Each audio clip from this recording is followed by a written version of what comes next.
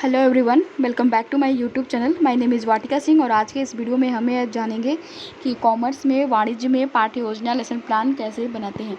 But friend, इस video को start करने से पहले हम आपसे यह कहना चाहेंगे कि अगर आप हमारे चैनल पे पहली बार आए हैं, पहली बार आप हमारे वीडियो को देख रहे हैं, तो आप हमारे चैनल को सब्सक्राइब कर लीजिए। साथ ही साथ बेल आइकन को भी प्रेस कर लीजिए ताकि जब हम नया वीडियो अपलोड करेंगे तो उसकी नोटिफिकेशन अपडेट आपको जल्दी मिल जाएगी, जिससे कि आप हमारे आने वाले न्यू वीडियो को मिस नहीं कर पाएंगे। तो चलिए फ्रेंड्स, बिना टाइम वेस्ट किए हुए हम इस वीडियो को स्टार्ट कर लेते हैं। कॉमर्स में वाणिज्य में लेसन प्लान बनाने के लिए आपको सबसे पहले लिखना होता है पाठ्य योजना। इसको हम हेडिंग या टैग लाइन कहते हैं। इसको बिल्कुल ही बीचों बीच सेंटर में बोल्ड में और बहुत ही सुंदर ढंग से इसको आपको रिप्रेजेंट करना होता है, लिखना होता है।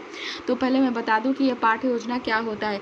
पाठ्य योजना किसी भी पाठ के आवश्यक बिंदुओं की एक रूपरेखा होती है, जिसे कि हम पाठ्य योजना लेसन प्लान कहते हैं। उसके बाद आप लिखते हैं विद्यालय का नाम। आप जिस भी विद्यालय से अपना बीएड बीटीसी डीएलएड कर रहे होते हैं, उस विद्यालय का आपको यहाँ पे नाम लिखना होता है। उसके बाद आप लिखते हो दिनांक। जिस भी डेट को आप अपनी पाठ्य योजना लेसन प्लान बनाते हो, उस डेट को आपको दिनांक में मेंशन करना होता है, लिखना होता है। उसके बाद आप लिखते हो विषय। आप जिस भी विषय में अपनी पाठ्य योजना लेसन प्लान को बना रहे होते हैं, उस विषय को आपको विषय में लिखना होता है। उसके बाद आप लिखते हो चक्र। टीचिंग करने के दौरान जो पीरियड आपको दिया जाता है, उसी पीरियड को आपको चक्र में लिखना होता है। उसके बाद आप लिखते हो कक्षा। जिस कक्षा के लिए आप लेसन प्लान पाठ्य योजना बना रहे होते हैं, उस कक्षा को आपको कक्षा में लिखना होता है। उसके बाद आप लिखते हो उपविषय। अगर आपका उपविषय है तो आप लिखोगे, अदरवाइज आप नहीं लिखोगे। उसके बाद आप लिखते हो अवधि। टीचिंग करने के दौरान या लेसन प्लान बनाने के दौरान जो समय आपको दिया जाता है, उसी समय को आपको अवधि में लिखना होता है। उसके बाद आप लिखते हो प्रकरण। यहाँ पे हमारा प्रकरण है रोजनामचा, यानी कि जर्नल। इंग्लिश में इसे जर्नल कहते हैं। प्रकरण से मैं बता दूं, ये जो प्रकरण होता है, यह पाठ का नाम होता है। इसको बिल्कुल ही बीचों बीच सेंटर में बोल्ड में और बहुत सुंदर तरीके से आपको इसको रिप्रेजेंट करना होता है, लिखना होता है। उसके बाद आप एक ऐसी सीधी लाइन खींच देते हैं। इसे हम विषय का इंडेक्स कहते हैं और इसे हम विषय का ब्लॉक भी कहते हैं। इस विषय के इंडेक्स में, इस विषय के ब्लॉक में हमने आपको विषय के बारे में संक्षिप्त में सारी जानकारी आपको यहाँ पे दे दी है। उसके बाद आप लिखते हैं सामान्य उद्देश्य। तो पहले मैं यह बता दूं कि यह सामान्य उद्देश्य क्या होता है। आप जो विषय बच्चों को पढ़ाने जा रहे हैं, उससे बच्चा क्या सीखेगा, उसे ही हम सामान्य उद्देश्य कहते हैं और उसे ही हम सामान्य उद्देश्य में लिखते हैं। सामान्य उद्देश्य में हम अपने विषय के बारे में 5, 6, 7, 8 पॉइंट्स लिखते हैं। एक इम्पॉर्टेंट जानकारी मैं आपको यहाँ पे सामान्य विषय के बारे में दे दूँ। जैसे कि आप वाणिज्य की, कॉमर्स की 1 से 35 लेसन प्लान बना रहे हैं, तो आप अपने वाणिज्य की 1 से 35 लेसन प्लान में यही सामान्य उद्देश्य बार बार आप लिख सकते हैं। सामान्य उद्देश्य में, यहाँ पे सामान्य उद्देश्य में हमारा पहला पॉइंट्स है छात्रों में कॉमर्स विषय के प्रति रुचि जागृत करके छात्रों को रोजनामचा के विषय में जानकारी प्रदान करना होता है। दूसरा हमारा यहाँ पे सामान्य उद्देश्य में पॉइंट्स है छात्रों को रोजनामचा से भली भांति अवगत परिचय कराना होता है। तीसरा पॉइंट्स हमारा यहाँ पे है छात्रों को रोजनामचा के इस विषय में जानकारी का प्रयोग करने योग्य बनाना। चौथा पॉइंट्स है छात्रों को रोजनामचा संबंधित चार्ट का प्रदर्शन करने योग्य बनाना। पांचवा पॉइंट्स है छात्रों को व्यापार में रोजनामचा के महत्व को समझने योग्य बनाना। उसके बाद आप लिखते हैं विशिष्ट उद्देश्य। तो पहले मैं यह बता दूं कि यह विशिष्ट उद्देश्य क्या होता है। आप जो पाठ बच्चों को पढ़ाने जा रहे हैं, उससे बच्चा क्या सीखेगा, उसे ही हम विशिष्ट उद्देश्य कहते हैं और उसे ही हम विशिष्ट उद्देश्य में लिखते हैं। विशिष्ट उद्देश्य हमारे 3 प्रकार के होते हैं। पहला होता है ज्ञानात्मक उद्देश्य। दूसरा होता है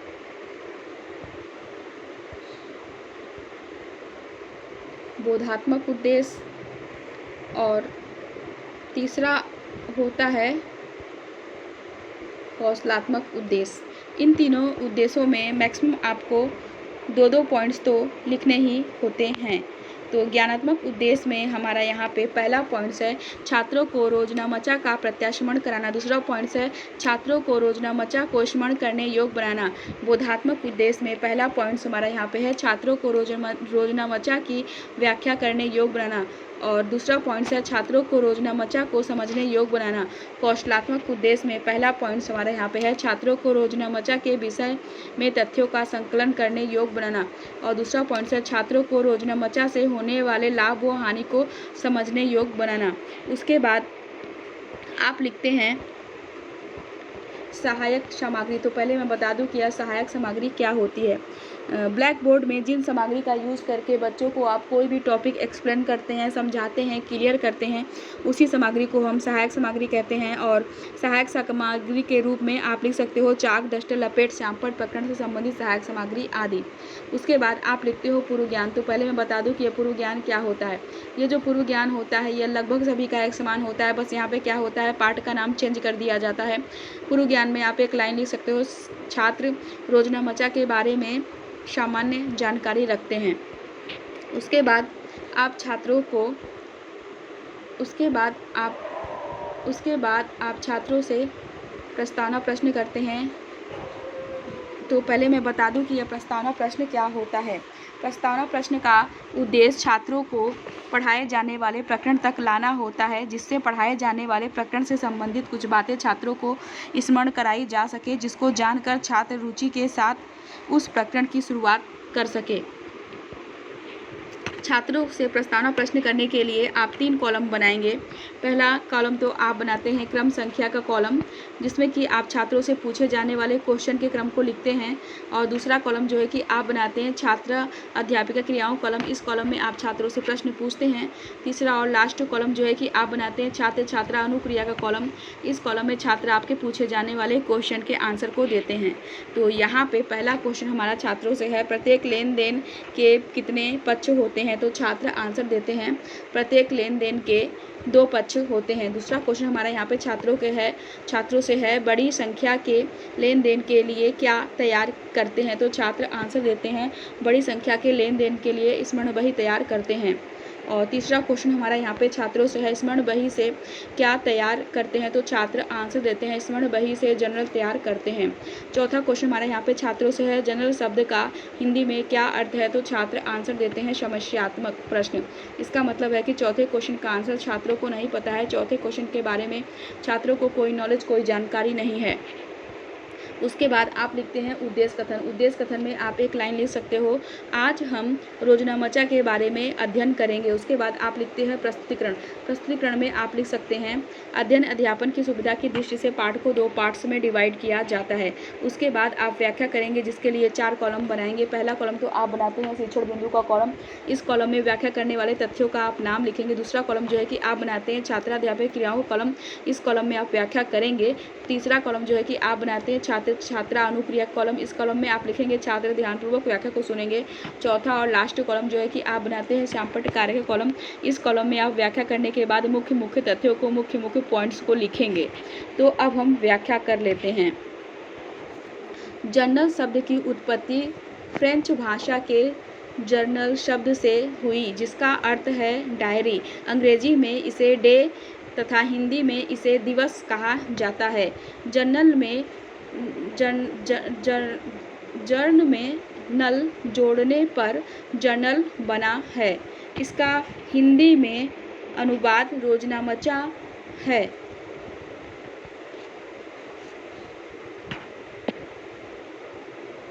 इसमें प्रत्येक लेन देन का लेखा स्मरण बही से किया जाता है। व्याख्या करने के बाद आप श्यामपट्ट कार्य के कॉलम में मुख्य पॉइंट्स के रूप में आप श्यामपट्ट कार्य में पहला पॉइंट्स लिखेंगे, रोजनामचा जर्नल शब्द की उत्पत्ति फ्रेंच भाषा के जर्नल शब्द से हुई, जिसका अर्थ है डायरी। जर्नल में जर्न में नल जोड़ने पर जर्नल बनता है। इसे हिंदी में रोजनामचा कहते हैं। व्याख्या करने के बाद आप छात्रों से बोधात्मक प्रश्न करेंगे, जिसके लिए आप 3 कॉलम बनाएंगे। पहला कॉलम आप बनाते हैं बोधात्मक प्रश्न का कॉलम। दूसरा कॉलम जो है कि आप बनाते हैं छात्राध्यापक क्रियाओं का कॉलम। तीसरा कॉलम जो है कि आप बनाते हैं छात्र छात्रा अनुक्रिया का कॉलम। बोधात्मक प्रश्न के कॉलम में आप छात्रों से पूछे जाने वाले क्वेश्चन के क्रम को लिखेंगे। छात्राध्यापक क्रियाओं के कॉलम में आप छात्रों से प्रश्न पूछेंगे। छात्र छात्रा अनुक्रिया के कॉलम में छात्र आपके पूछे जाने वाले क्वेश्चन के आंसर को देंगे। तो यहाँ पे पहला क्वेश्चन हमारा हमारा छात्रों से है, जनरल शब्द की उत्पत्ति किस भाषा से हुई? तो छात्र आंसर देते हैं जनरल शब्द की उत्पत्ति जर्न शब्द से हुई। दूसरा क्वेश्चन हमारा यहाँ पे छात्रों से है, जर्न को अंग्रेजी में क्या कहते हैं? तो छात्र आंसर देते हैं जर्न को अंग्रेजी में डे कहते हैं। उसके बाद आप छात्रों से बोधात्मक प्रश्न करने के बाद आप फिर से व्याख्या करेंगे, जिसके लिए आप 4 कॉलम फिर से बनाएंगे। पहला कॉलम तो आप बनाते हैं शिक्षण बिंदु का कॉलम, और दूसरा कॉलम जो है कि आप बनाते हैं छात्राध्यापक क्रियाओं कॉलम, तीसरा और कॉलम जो है कि आप बनाते हैं छात्र छात्रा अनुक्रिया के कॉलम, और चौथा कॉलम जो है कि आप बनाते हैं श्यामपट्ट कार्य के कॉलम। शिक्षण बिंदु के कॉलम में व्याख्या करने वाले तथ्यों का आप नाम लिखेंगे। छात्राध्यापक क्रियाओं के कॉलम में आप व्याख्या करेंगे। छात्र छात्रा अनुक्रिया के कॉलम में आप लिखेंगे छात्र ध्यानपूर्वक व्याख्या को सुनेंगे। श्यामपट्ट कार्य के कॉलम में आप व्याख्या करने के बाद मुख्य मुख्य तथ्यों को, मुख्य मुख्य पॉइंट्स को लिखेंगे। तो अब हम व्याख्या कर लेते हैं। जर्नल से खाता बही में खतौनी की सुविधा। दूसरा, जर्नल में लेखा करते समय लेन देन का संक्षिप्त स्पष्टीकरण दिए जाने में कारण पूरे सौदे की जानकारी देना। तीसरा, प्रविष्टि की सत्यता की जांच। चौथा, जर्नल में प्रत्येक लेन देन के दोनों रूपों का लेखा होने के कारण व्यापारिक व्यवहार का पर्याप्त ज्ञान होता है। पांचवा, व्यापारिक विवादों व मतभेदों को हल करने में सहायता प्रदान करना। इसका पहला खाना दिनांक का होता है। दायां पक्ष धनी रकम और बायां पक्ष ऋणी रकम का होता है। इसमें रकम के दोनों पक्षों का योग बराबर होता है। विवरण वाले खाने में खातों के प्रभाव को दिखाया जाता है। व्याख्या करने के बाद श्यामपट्ट कार्य के कॉलम में मुख्य पॉइंट्स के रूप में आप श्यामपट्ट कार्य में पहला पॉइंट्स लिखेंगे उद्देश्य खतौनी। उद्देश्य में लिखेंगे पहला खतौनी, दूसरा स्पष्टीकरण, तीसरा प्रविष्टि, चौथा पर्याप्त ज्ञान, पांचवा विवादों का हल। प्रारूप, दायां पक्ष धनी रकम, दूसरा बायां पक्ष ऋणी रकम। रोजनामचा का प्रारूप बनाएंगे, दर्शाएंगे दिनांक, विवरण, रुपया, पृष्ठ संख्या, धन राशि, डेबिट एंड क्रेडिट। जर्नल में खाता बही में खतौनी की सुविधा में दूसरा लिखेंगे जर्नल में लेखा करते समय लेन देन का संक्षिप्त स्पष्टीकरण दिए जाने में कारण। व्याख्या करने के बाद आप छात्रों से बोधात्मक प्रश्न करते हैं, जिसके लिए 3 कॉलम आप बनाएंगे। पहला कॉलम तो आप बनाते हैं बोधात्मक प्रश्न का कॉलम, दूसरा कॉलम जो है कि आप बनाते हैं छात्राध्यापिका क्रियाओं का कॉलम, तीसरा कॉलम जो है कि आप बनाते हैं छात्र छात्रा अनुक्रिया का कॉलम। बोधात्मक प्रश्न के कॉलम में आप छात्रों से पूछे जाने वाले क्वेश्चन के क्रम को लिखते हैं। छात्राध्यापिका क्रियाओं के कॉलम में आप छात्रों से प्रश्न पूछते हैं। छात्र छात्रा अनुक्रिया के कॉलम में छात्र आपके पूछे जाने वाले क्वेश्चन के आंसर को देते हैं। तो यहाँ पे पहला क्वेश्चन हमारा छात्रों से है, पहला खाना किसका होता है? तो छात्र आंसर देते हैं पहला खाना दिनांक का होता है। दूसरा क्वेश्चन हमारे यहाँ पे छात्रों से है, दायां पक्ष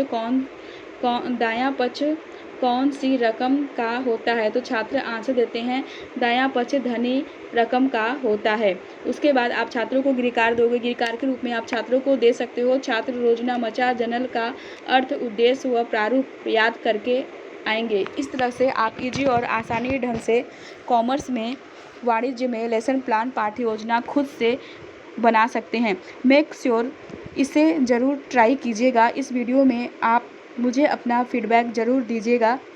अपना प्यार जिस तरीके से आप मुझे देते आए हैं उसी तरीके से देते रहेंगे, इसी आशा के साथ मैं आपसे विदा लेती हूँ। Thank you so much.